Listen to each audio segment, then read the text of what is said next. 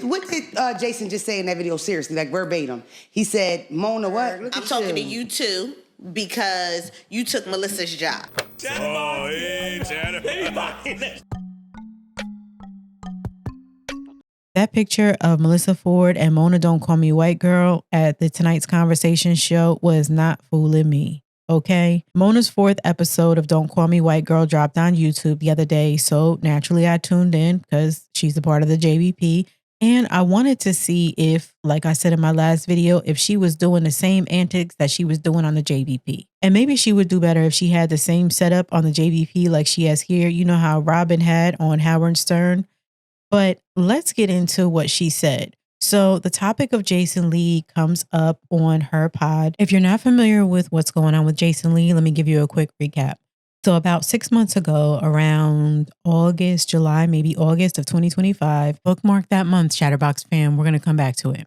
Jason Lee, who is the vice mayor of Stockton, was accused of taking city funds and giving those to Wild 'N Out without city approval. So when the news broke, naturally, it became a topic on the Joe Budden podcast. Joe Budden talked about Jason Lee as if he were already guilty, giving his critiques and without investigation, without it going through court process, anything like that. The way he talked about it, you would have thought that Jason Lee did what he was accused of. He then pitched the question to Melyssa, who she seemed like she was head in the clouds. She had no idea what was going on.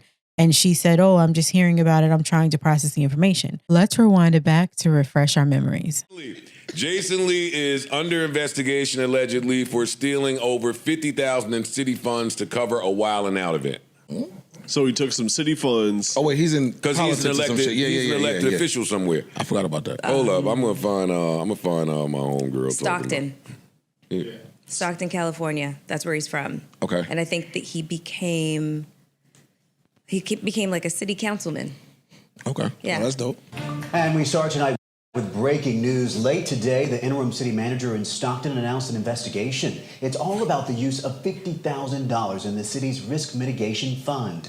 The money was used in connection to a recent Wild 'N Out event, allegedly without the city manager's approval or knowledge. The city is now investigating exactly how that money was authorized and who was involved. So stay with ABC 10 for updates. ABC 10, you ain't helped with shit just now. Get the fuck out of here. Stockton. ABC 10 has obtained emails indicating the city of Stockton paid the Adventist Health Arena $50,000. It was all in order to avoid canceling a show the vice mayor performed in. ABC 10's Gabriel Torres has the latest from Stockton.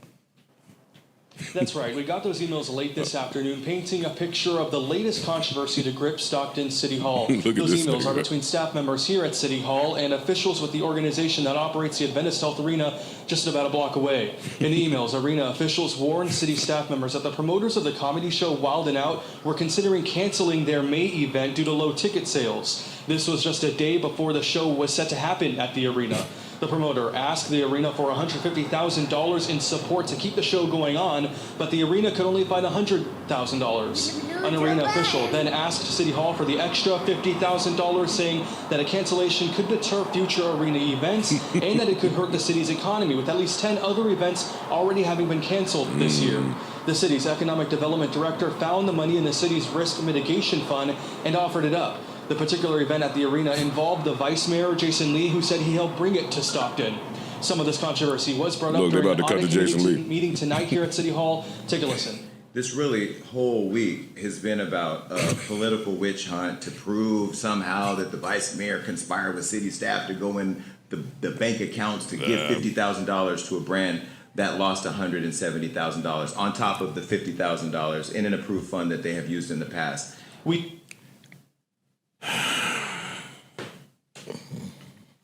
Jason Lee. Now, let me tell you something, Jason Lee. This is why I don't fuck with you. But we squashed us, but this is why I don't fuck with you. I've been on Hollywood Unlocked ever since the story is broken. I ain't seen a peep. I'm just waiting for you to post your shit. You want him to unlock his own shit? Yeah. Unlock that. You can't take the money from the risk and litigation fund and give it to Wild 'N Out so they could do a May event in the town. And then he went to City Hall and doubled down. Jason Lee. Man, what do you think about this? As someone who used to work with him and has a close understanding, like inside source. You're like a source for this.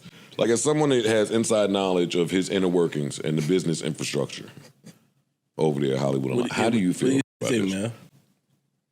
As someone that's worked closely with Jason Lee for 10 years. Well, 4. Which is 10. How do you feel about this? Mel always looked like the lights just got cut on when somebody asked her question. Mel, are you awake, girl? I am. I don't even know how to respond because I'm just... You just came from the Black Journalist of Canada and Cleveland conference with Rebecca. Maria Sharapova. What the fuck is going on in here? I just heard it for the first time, so I'm like processing what they just said, and I'm just like, I don't know how to respond. He's not gonna get at you if you comment. That's what you concerned. We will fry him up. I'm not concerned about that. I don't know. I'm just processing what I was just told. He took $50,000 and paid Wildin' Out so they could continue, won't cancel the show in Stockton from the Risk and Litigation Fund. That's it. What do you feel about that? Risk and litigation sound like the last place you should take. Niggas need this. It's risky. For Wildin' Out. For Wildin' Out. That's some sicko. But I'm here for it, Jason. I'm here for it, but she's still stunned. No, I mean... Don't worry about it, girl. It's fine.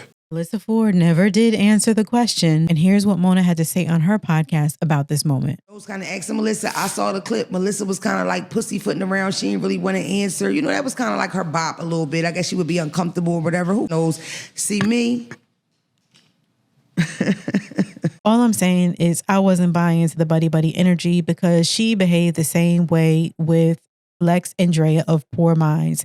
They even called her out on it on that episode of sitting with them and smiling and then giving them a thumbs down after they did the 85 South show. They're cool now, according to the conversation they had on the pod, but it just seems that's how Mona moves. Mona talking about Jason Lee being cleared of the charges and then reminding me about how Melyssa responded when Joe asked her that question made me want to revisit this and say, are we looking at this all wrong? We were looking at the JBP fellas, and possibly this could have played a role in why Melyssa allegedly quiet quit, canceled her contract, or distanced herself from the JBP. What do you guys think? Here is Jason Lee's response after that episode dropped, and he says he was going to give a response, just not right then. So it made me wonder if he had more info he was going to respond with. Okay, Joe, I know that you've recently had a lot to say about me on your show, and your show doesn't really have the mental acuity that would require or warrant me to actually spend enough time to respond. I'm going to respond though, only because I think you really want to see if I still have that little edge, that thing that I have, and I'm going to give it to you. Pause. I'm just not going to give it to you right now. Let me say that it really is disheartening to hear Melyssa Ford giggling in the background as we're hearing this, when I know I've seen you at the depths of your low.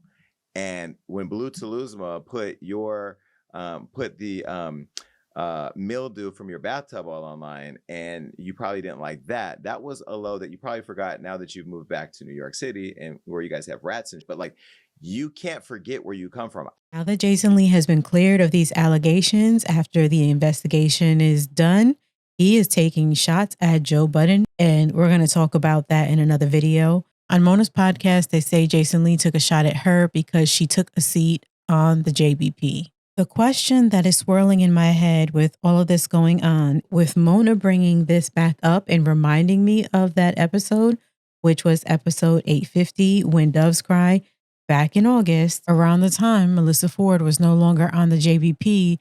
Do you think Jason Lee is going to address Melyssa Ford? Also, Ebony on Mona's podcast says that she remembers Joe saying on multiple podcasts that Mona and Melyssa were supposed to work together.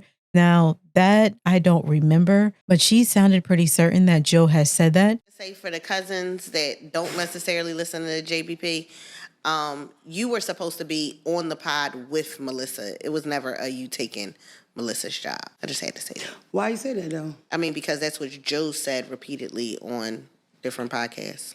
Now let's go back to August. Remember I said bookmark August. That episode of the Joe Budden podcast, episode 850, When Doves Cry, dropped August 9th. Later on that month, Melyssa Ford either quiet quit or disassociated or canceled her contract with the Joe Budden podcast. And this is all speculation, but it does have me wondering if Jason Lee coming out and saying what he said at that time and airing out Melyssa Ford as well as Joe Budden contributed to Melyssa Ford leaving the Joe Budden podcast. And maybe we were looking in the wrong direction at the JBP fellas the whole time. And Mona says on here that she had been on the phone with Jason Lee for 15 minutes or so recently and that they're cool. So if Mona and Mel were supposed to work together and Mona is cool with Jason Lee, and if he was tabling his response for a later time, did that scare Melyssa off? And would Mona have played a part in that? Would she have brought it up on the Joe Budden podcast? ChatterBoxx fam, what do you think? Because that timeline would match up. Could the Jason Lee situation have quietly disrupted the Bionic 6 or 7 on the Joe Budden podcast? Do you think this could have played a part in one of the reasons that Melyssa Ford allegedly quit or is no longer on the podcast? Drop your thoughts in the comments. And as a matter of fact, if the comment just isn't getting it done for you, I added a new feature on my website that I launched, ChatterBoxxmedia.com, where you have the opportunity to submit a voice memo or a chance to be featured in an upcoming video. Not only that, you can submit tips and join the ChatterBoxx communities on Reddit and Patreon with new and extended videos coming soon to Patreon. And make sure you like, share, and subscribe on your preferred social. ChatterBoxx fam, what do you think? Do you think this is in any way connected to Melyssa Ford leaving the JBP? Because whatever it seems is going on with her and Jason Lee, she keeps running from whatever it is. And let me know if you watch any of Mona's podcasts and has it changed your opinion of her? And let's talk about it in the comments.